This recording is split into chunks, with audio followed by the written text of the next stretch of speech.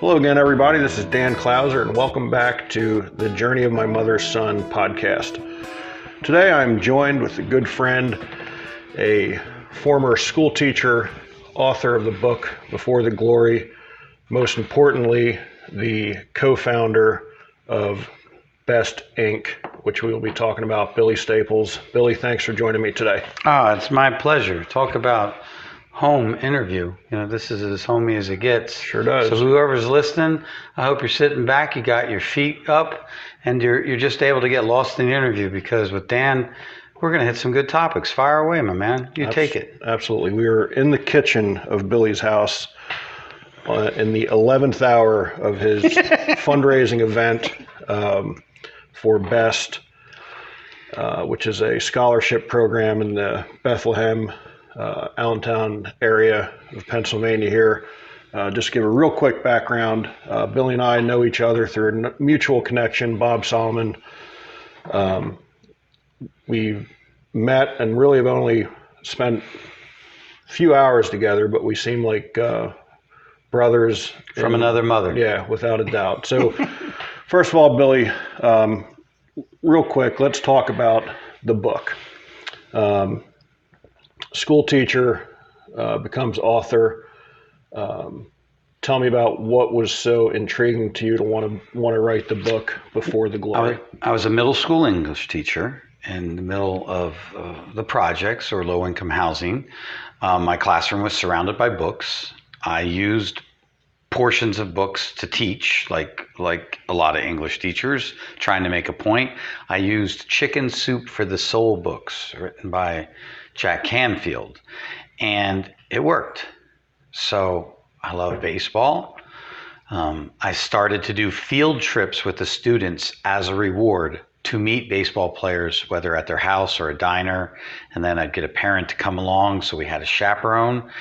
The kids kind of sort of didn't know some of the guys they were meeting when it got to be Jimmy Rollins and Ryan Howard and Derek Jeter back in the day. Of course they knew, but they're not all those.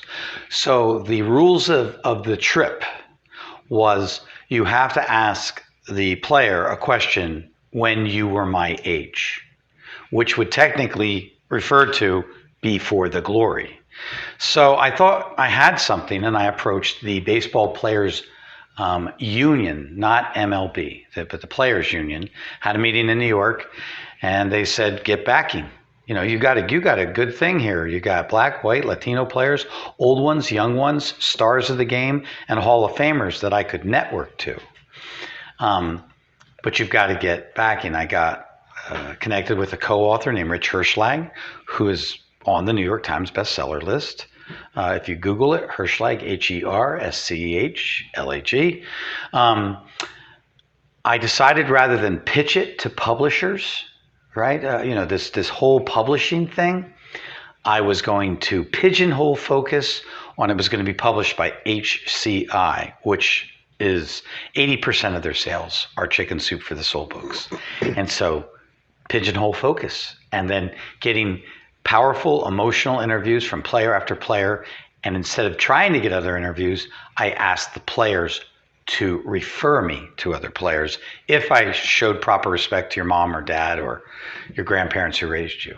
So there's the book deal with Chicken Soup.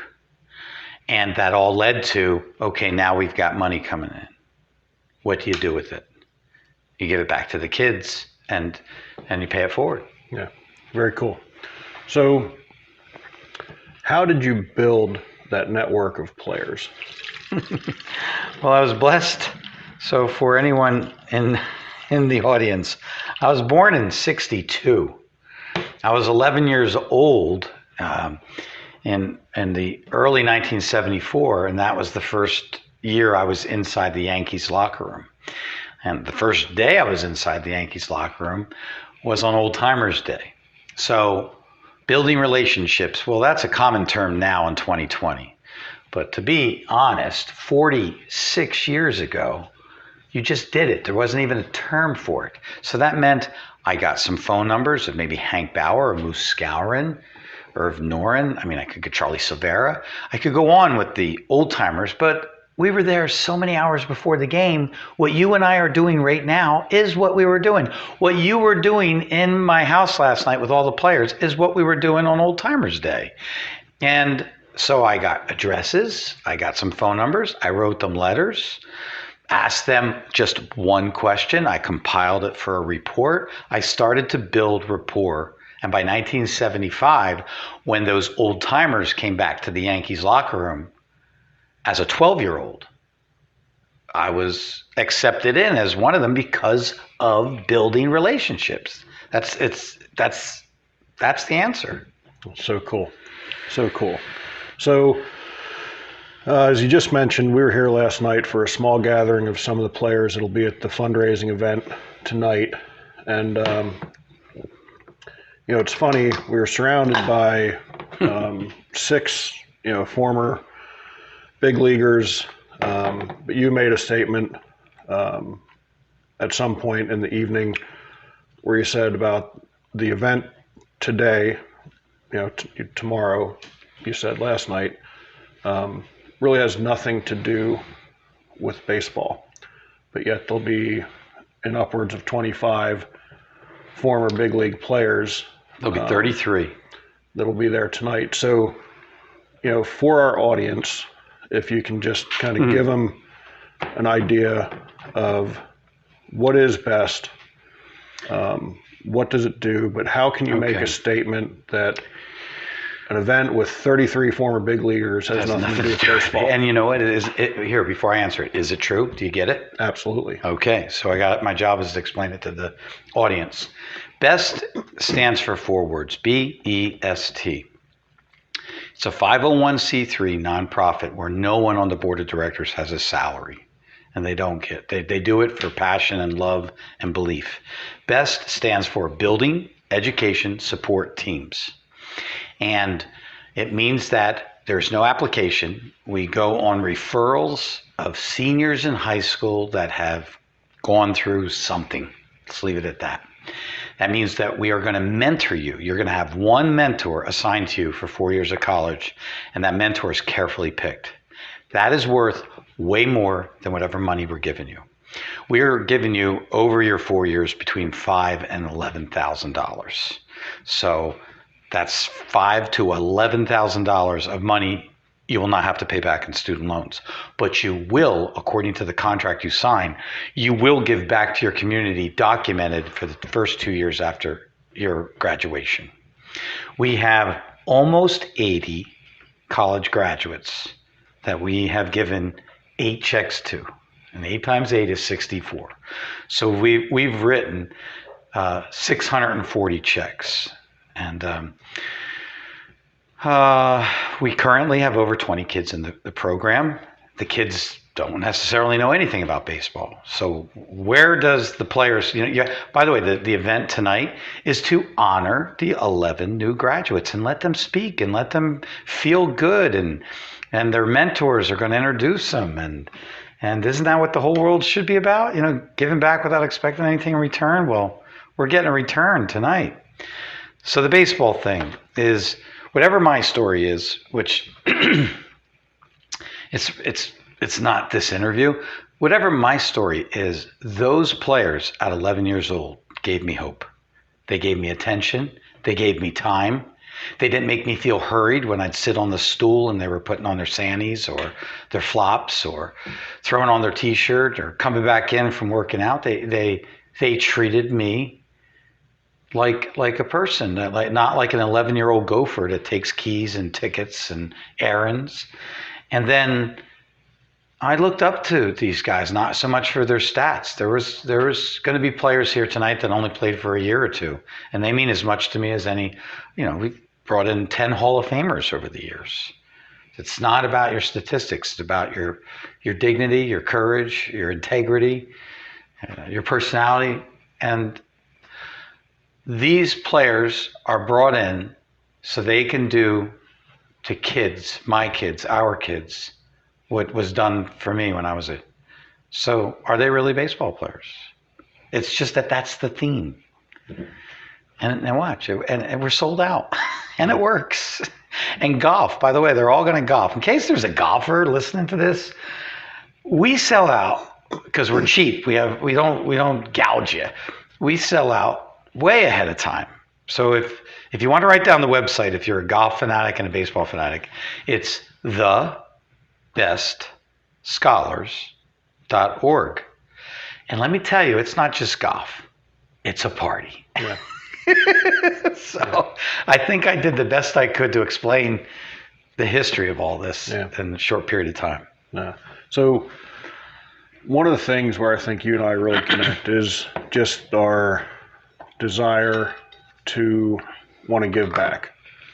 For me, obviously, it was something that was instilled in through my mother and my father, both my parents. What was it for you that made you, want to give back? Sir Daniel. So you came through the back door here. That's why you got this. You're good. You have a good way. I never filled out a college application. I never went on a campus visit. And I was working in a factory. And I, at 17, 18 years old, that Monday through Friday in that factory was good enough for me. But it wasn't good enough for some people in the town that weren't related to me. It wasn't good enough for a teacher that just overly believed in me.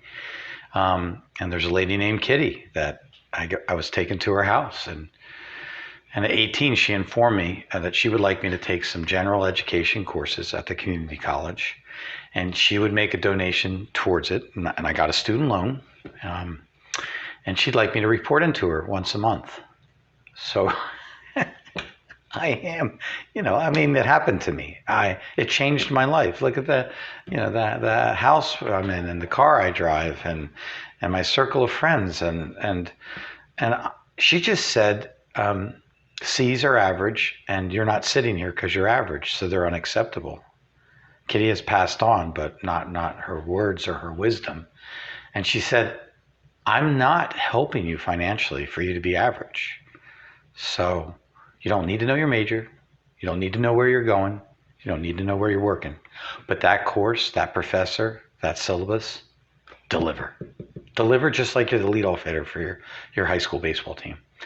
And all I can tell you, Dan, is that's why I chose the vocation that I did. And I still think when I'm working with a 17, 18, or 19-year-old, when I'm with them, I think I'm them. I don't think like, I'd like to share some wisdom with you. I believe this would be good guidance or advice. Everybody's got their own style. And so good things happened to me. And I migrated towards mentors or older people with wisdom. And I really asked them, could you watch over me? Could you keep me in line? Could you give me, I asked for help, which is, where are we taught that? To ask for not a handout, but to ask for help. There's a big difference. Yeah. And so it happened to me, and I would be hypocritical. I would just absolutely be a farce if I didn't figure out a way when good things happened to me with the book deal with Chicken Soup, how not to pay it forward and do it for others. It's as simple as that. Yeah. And I think mentoring is so important for kids nowadays, and I think something that is definitely overlooked quite a bit. Our old organization that I was involved with, we would bring former big leaguers in to talk to kids all the time. And I remember John Morris, who is a first round draft pick with the Reds, two things that I remember specifically he told our kids. Number one, he told us a story about his coach in the Cape Cod League. And I don't remember who it was or where he was playing at that time. But, John was kind of having a, lackluster season in the Cape. And at one point, his coach pulled him aside and he said, Johnny, you are the best player in this league. Mm. He says, now I just need you to start acting like it. Ooh. And John said that was just a kick in the butt that he needed. Again, similar to your teacher saying, C's are average, you're not average. And the other thing he told our kids was, about mentoring. He said, look, if you want to be a world famous chef, you need to go find a chef and hang out with him. There you go. And most of the time, those people look forward to taking you under their wing and sharing that knowledge. And I think as coaches and stuff like that, that's something that, we're just accustomed to as teachers. It's something that we're just accustomed to. The part of giving back, I love it that you guys have these kids come back to the area and give back. Like I said, I mean, my desire to give back came from my mother. You and I never talked about this, but every book that I've signed, if it's someone I don't know, I just say, Billy, pay it forward and sign my name. Obviously, it's someone I do know, I write a little bit more of a message, but then I always say, pay it forward and sign my name. Something I learned from my mom. So why do you think it's so important to get those kids instilled in paying it forward down the road? Because how old are you, Dan? 51. All right. Next month, I'm going to be 58. Anybody who has learned and you continue to learn through life, it's just not about us. Yep. That's learning. It's not about us. It's about what we can do. And of course, we can do for ourselves and we can do for our family. But that's part of learning, that best isn't about me. I'm just a face and a voice. It's about the concept. And if they learn at a young age, and we're at over 100 kids, so that's 100. Now they will, right, most of them have children. So say 85 of them have children, and say 85 of them have 2 children. Then that would be 170 kids, just their children. And what if they're held accountable, at a young age to get thousands of dollars, but you have to write a monthly report on every class, every professor, and I'm the one that reads every word for 4 years. We're watching you. We're not just giving you money. And when you're done, what we're about is what you can do for others. So we are teaching something. One hand is fine. It's to receive. And we're going to give out an award tonight, so please be very, very perceptive. It's which graduate gave back the most while they were a student. Whoever that award's going to tonight, they have no idea that they're getting the award. But the concept is, out of the 11 graduates tonight, one of them must have given back the most while they were a student, let alone now since they've graduated. So we're teaching. And if we teach these 11 tonight and we teach 100, will the concept ever die? I may die. I may get older and die. But the concept will live on. And that's worth the time, the sweat, whatever craziness you saw yesterday of getting ready. And it gives me great inner satisfaction that it once happened to me. Yeah, and I agree with that completely. And that was one of the things that Big Vision Foundation was very big on, was getting the kids involved in the community and giving back. Because, let's face it, unfortunately today, volunteerism and giving back is not the most popular thing in the world. People Most would definitely not. much rather write a check and say, here, stop bothering me. And I think when people actually give of their time, it's so much more valuable than their money. You got 5 fingers on your hand, Dan? Okay. Everyone can define their own way of giving, right? A wealthy person who really doesn't have time, their way is a check, small check, medium, big check. A person that's under the radar, right, will help, just help us. You saw lots of people help us, or they give of their time. So, and there's everything in between, so I just hit the pinky and the thumb on the hand, from the wealthy to the poor. You have board members, you have small businesses, right, that buy a few extra tickets and give them to their good customers who think they're coming because they're big baseball fans. The big baseball fans are in for a surprise tonight. Right. So all this giving It can be through checks, money, fundraising, writing grants, selling tickets, helping with the website. There is a whole bunch of different ways to give. And if somebody wants to give, then you let them have their inner joy of taking ownership of something specific. And that's part of managing or being the boss or running something, and delegating and showing appreciation to each and every person, including you and your wife. And I think that's a reflection.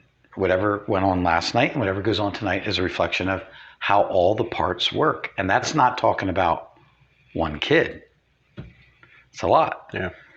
And I think the other thing that is cool about what you said earlier about instilling that concept in these young kids is, again, that ripple effect, where you're not touching one life, you're touching literally, millions of lives when that whole ripple effect goes out there. And that's one of the things we really tried to instill in our kids through our program, is that, again, it's not about you.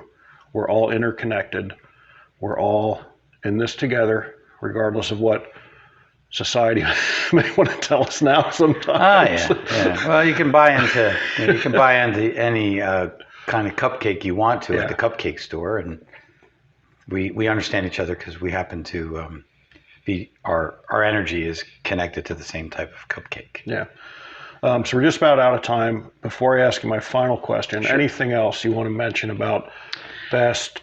Again, you mentioned the website. The event for us, right, is only in November this year because of obviously the pandemic. We have one fundraiser a year. This is it. So it's overwhelming how many people gave and can't attend because they've been here previously and they want to feel like they did something. They don't want any handouts. They can you get me this autograph? Can you do this? No, they just give. You see the greatness in people when you run a charity. I know there's other things you see, but I'll stick with that one. Our next event, our only event in 2021, will be in July, right after the All-Star game every year. In baseball, the All-Star game's on a Tuesday and will be the weekend after. The website, for those who don't want to go back in this podcast, is 3 words. The website's thebestscholars.org. And feel free to communicate and type or reach out with me through Facebook with the books. I have a Facebook page, so it's not limited to like 5,000 friends.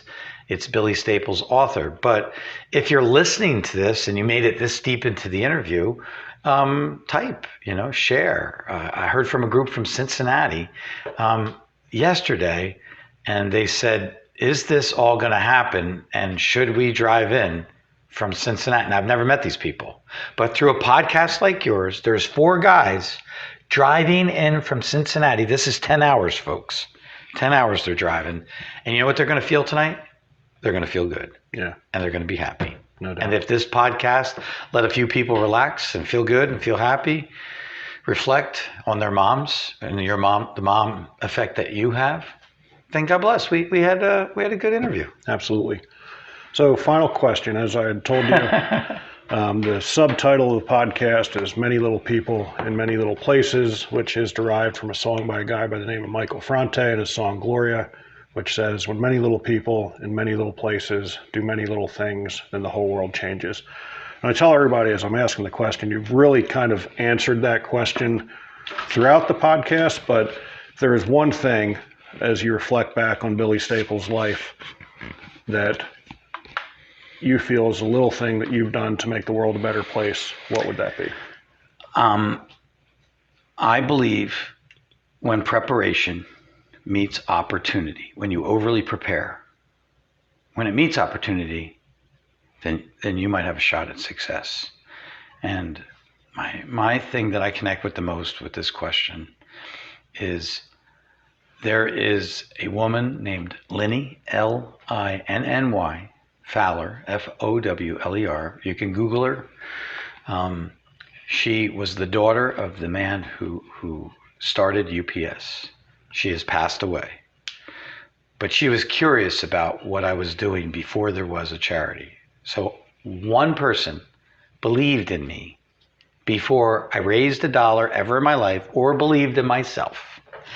And she summoned for me to come to her house. I had no clue why. And she wanted to have a chat with me just like you and I are. And when preparation in life, I didn't even know opportunity was in front of me. So Lenny has passed away. But really, who are you interviewing right now? Lenny. You're interviewing Lenny. And that's the concept of best, even when I pass on. So there is no other answer except Lenny was that dynamic. She was that inspirational. Forget about me. To hundreds in the area. And that's the answer to the last question. And it can't be anything else. Yeah, that's awesome. It's legacy. You got it. Legacy.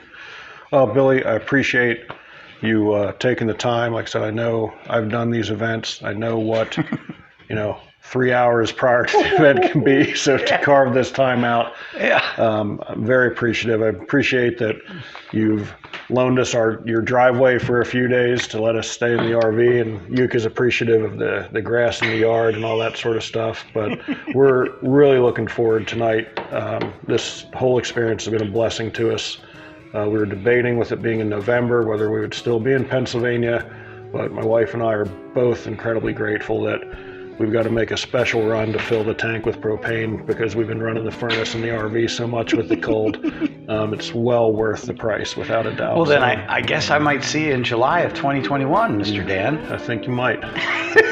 So, again, thank you so much. Folks out there listening, again, be sure to check out the Best website, but also be sure to check out my website for other podcasts, my blog at danclouser.com. Billy, once again, thank you so much, and God bless you for everything you're doing in the community. Thank you much, and let's do this again. Absolutely.